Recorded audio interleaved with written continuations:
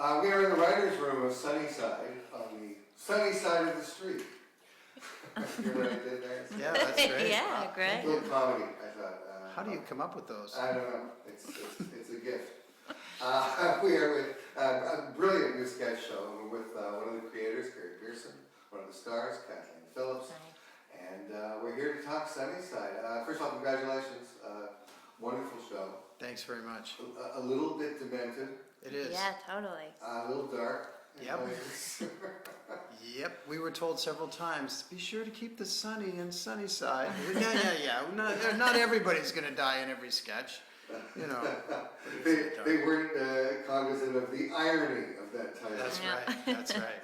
Explain, Gary, a bit the premise of the show. I mean, it is a sketch show, but yeah, it's a very specific. Well, my friend and colleague Dan Redican and I came up with this idea to do a sketch show that happens in one interesting neighborhood, and it doesn't really go beyond that neighborhood. So it's all people who live in this one area. There's a collection of a lot of weird characters. Some of them know each other, some of them don't. Just like in your neighborhood, where you see these weirdos walking around. Some of them are your relatives. Some of them are your friends. One of them is me. One of them is you. And we wanted to do an urban Toronto neighborhood that had a mix of races and a mix of rich and poor, gay and straight, all jammed together. And there's just a little touch of magic and weirdness that comes in as well. Yes. Yeah, that's not unexpected. No.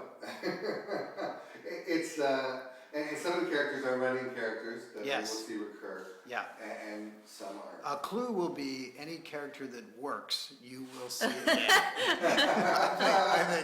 And the ones that you think, oh, that character wasn't that great, well, they'll just be there for the one episode. Yeah. Well, Kathleen, many of those characters that work are you. There's so many highlights in the show. I don't want to tip too much of it. I think the woman who will do anything to avoid sex with her husband is my favorite. We won't say what exactly. And the cat lady is just. What a weirdo. Yeah. Oh, it's yeah. Funny how I'm sorry. all these people live inside Kathleen somehow, so talk about weirdos. I'm a very tortured person. Yeah. Is there any other career that you could have had? Is this your first best? Oh no, she could have been a a cat lady. One of those people that covers their body in paint and throws himself up against a canvas, maybe. That'd be good. Yeah, you both have an extensive background in sketch, Gary. Of course, you worked on you part of the sketch troupe back in the day when I first did it. Oh yeah. But also obviously Mad TV and Kathleen, 22 Minutes. How does this differ? I mean, this is a form of sketch that's fairly contemporary in that it's got that content. I mean, in a sense, it harkens back to SCTV, where it was set in this Melonville TV. It's I think the word filmic, you could say. Yes. Because it's not shot in a studio. I love studio comedy. I love Saturday Night Live and Air Farce and 22 Minutes. I did that there. But we wanted to do something that felt like it was in the real world and then had these weird things happening. Yeah. And so it does feel more filmic than traditional sketch comedy. The weird, again, reminding me I left out your oh, that's so weird. Credit. That's so weird. Yeah. Yet another sketch show. That's right. But I think there's still the elements that are like a sketch show are the range of characters and that the actors play multiple roles. And I think this is going to be kind of a coming out party for Kathleen. Wow. Because she has been lighting up the stages around Canada for a long time. And then now I really feel like we bottled her and got her on there, and it's going to be fantastic for her. I really do. Thanks, Gary. Oh, you're welcome. Wow. I think you're phenomenal in the show. How is this different from now on stage? You did a one-woman show, I know. I've been doing like live character comedy for since about 2005. This is different because I'm playing so many people all within the framework of the one show. So it's been really exciting, at times confusing. I don't know who I am until I've got the wig on my head. But wig acting. I mean, it's very important. Marty Short once told me this, that he doesn't really have a handle on a character till he's got the hair. It's true. Yeah, and I've never worn so many wigs in my life. But it's true. There's something.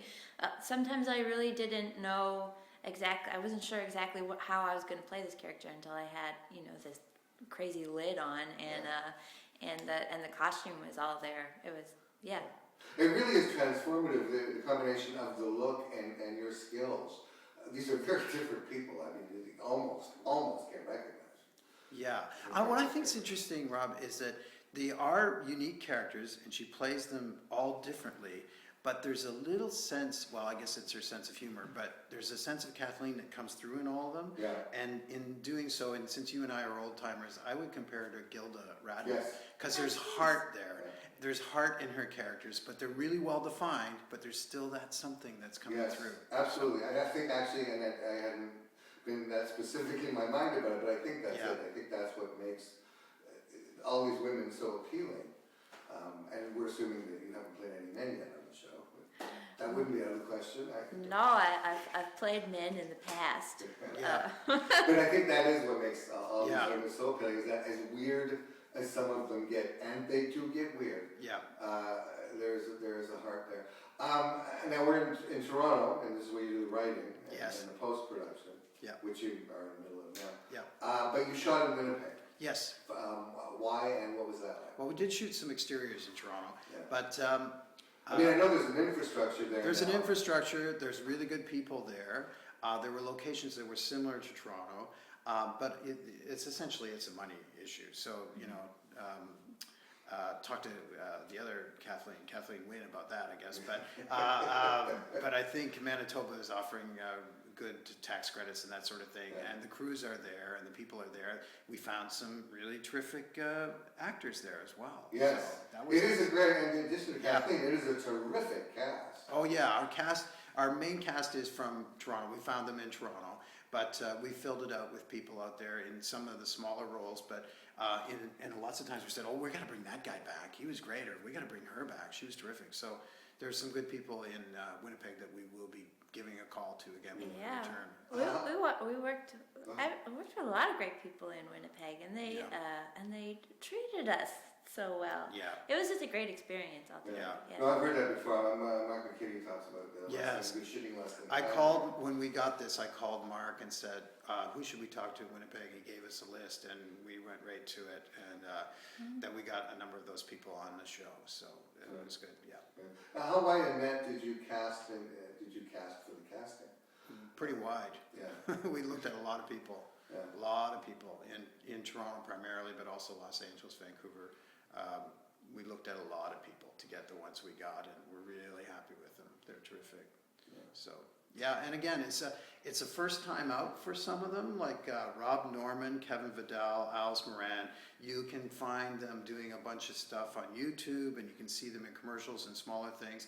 But I think this is their first big deal, and they rise to it and are really, they're really going to show well. That's an interesting point, actually. I hadn't thought of that actors without television experience can now get television experience just with their iPhone. They make their own things. Yeah. Yeah, it's different from my time of being in a sketch troupe where, you just worked like hell and then put up a show and hope that 10 people would see it. Now you put it on YouTube and hope 10 people will see it. So it's all different now. It's all changed. Now, Kathleen, I mentioned a couple of my favorite of your characters. Do you have a favorite from this first season? I think overall my favorite character is Denise, who's she's part of the meth girl crew. Oh, yes. Yeah. Such attractive teeth. Yeah, oh my gosh. She looks abominable, but she has no awareness of that. Like in her mind, she is basically Carrie Bradshaw from Sex and the City. And those characters, those three women. I lived in Parkdale a number of years back. And those characters are actually based on some women that I would see sort of regularly. And they were just kind of, at the time I called them the ladies that lunched, because they were just girls, but they happened to have no teeth and probably a crippling addiction to meth. But they got along and they gossiped, and you could see them just sort of shimmying around the streets during the day. It doesn't mean they're not nice people. No, it doesn't. Not at all. No, but they, Yeah, they have their own culture, and this is the other thing we should mention is Kathleen writes on the show as well, and so she came up with this with these characters. And one of the things when you're writing comedy, satirical sort of comedy like this, is you're very aware of not shooting down.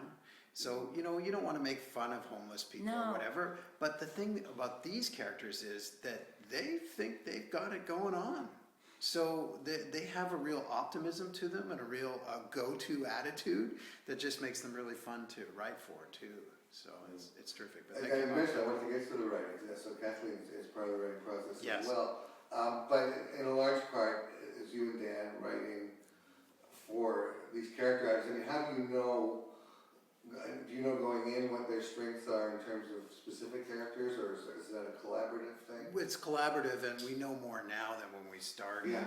And it's the kind of thing like throwing stuff at the wall and see what sticks. And some of the characters, and we read stuff and read it repeatedly. And we have other writers, Jan Caruana, Alistair Forbes, wrote a lot of stuff with us too. And we've had other guest writers come in with fresh ideas. And yeah, it's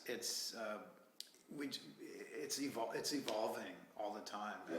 We hope in the next 7 we'll have new characters again and new situations. Yeah. Yeah. But also the favorites will emerge. With the Favorites, audience, and yeah. They'll have to come. Well, those meth girls, yeah, they're hard to keep down. Yeah, some of them you really do want to see again Yeah. and again. And Yeah. it's something that Saturday Night Live does to their discredit in terms of milking. The trick is not to do But- exactly the same thing with Exactly. the same Well, I was characters. going to say, Little Britain. That's their whole strength. Yes. Is Yeah. where they're taking these same characters and putting them in ever escalating ridiculous situations. Yeah, the Like- Saturday Night Live thing was get a popular character, give them a talk show, Yeah. and so then have them come back every week, and that worked for them. But I get tired of it. So. Yeah. But none of the characters really have catchphrases or gimmicks No. in any No. way. They're people. Yeah. They have wants. They have things they want, and that's a little different, I think, than just a catchphrase. Oh, sure. No, absolutely. And again, I think that's what makes them so compelling. Is that they think they're. Yes, of course. Yeah. Now, I wanted to, just invoking other shows, not to detriment, but as a compliment. This sort of strikes me as like Portlandia meets Parkdale. It's a little bit like that. I mean, we did look at Portlandia when we were writing and said, "What's this like?" And somebody said it's a little like Portlandia, so we looked at it, but it is and it isn't. I mean, it's a bit like that. I guess that's a closer thing. There's a flow to this that show does. That show's much more segmented. Yeah. I love the flow to this show. How Yeah. it sort of weaves in and out of each. Yes, that was the desire, and I'm not sure how much we achieved it. And when we got to Winnipeg, we found, we can't go right from the coffee place to the dry cleaners because they're 6 miles apart. But we like the idea of the camera drifting from one place, and then somebody walks by, and we follow them, and we see that they're doing, and then it goes over here, and we find these other people, and they're all in the same place. Sure. And there's linking sketches or sketch. Yeah. For example, the pony behind you. Yes, What the hell was that about? The pony's out. that came from Jan, and she just wanted to see that. I think she just really likes little ponies. So then you're faced with the task of rounding up a bunch of little ponies. Yeah, that's right. We got them though. Yeah. And we got them to do what we wanted. And, I wrote the bit where the pony gets in the cab and people said, well, that'll never happen. It's like, no, we got the trainer in Winnipeg and she got the pony to walk right in the cab. So And the guy that the pony steals the cab from, for those of you who care, is Bill Brio. Bill Brio, My brother, TV critic. TV critic, yeah. Yeah, trying to make him look good. It wasn't easy, folks. A lot of special effects involved, but we did make Bill Brio look good. But unlike the ponies, he did not crap on the sidewalk. As far as we know. No. Now, Gary, from what I understand, you and Dan actually had separate pitches and you did. got together. How did that? Well, we had separate pitches, and there were some elements that were similar. And it was weird because, it was sort of a good news, bad news situation. They said, Rogers doesn't like your pitch. They like it okay, but they're not crazy about it. And they like Dan's pitch, kind of, but they're not crazy enough about it to do it. What would you think of working with Dan and putting something together, the both of you? And being that we're in Canadian television, we said yes very quickly. Thank you very Thanks a much, lot. Rob. It's great to talk. talk to you. Okay, done. Cool. That was fun.